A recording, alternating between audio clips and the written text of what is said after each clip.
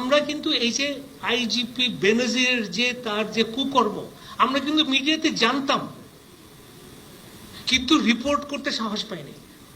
আপনি হয়তো কিছু করতেন না, সরকার হয়তো কিছু করতো না, বাট ওই ধরনের একটা পাওয়ারফুল আইজিপি সে তো একটা সাংবাদিকদের কি না করতে পারত, এবং ওই সময় সে যদি করতো তাহলে কি সরকার আমার পাশে দাঁড়াতো?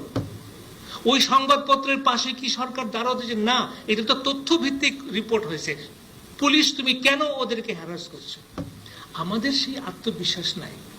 ইনস্টিটিউশনাল যারা হেড হয়, পার্টিকুলারলি ল এনফোর্সমেন্ট এজেন্সিস, তারা এত ক্ষমতাধর হয় যে তারা সরকারের না অজ্ঞাতেই তারা কিন্তু সাংবাদিকতার উপরে হস্তক্ষেপ করে। এবং এই বেনজিরের example is a startling example where we in the media knew most of these things, but we didn't have the guts to report because you are the very powerful law enforcement person. Anyway, my plea to you is, আমার আজকের অনুরোধ হচ্ছে যে আপনারা, এই সরকার 15 বছর দেশ শাসন করেছে, আগামীতে 15 থেকে 20 বছরের আমাদের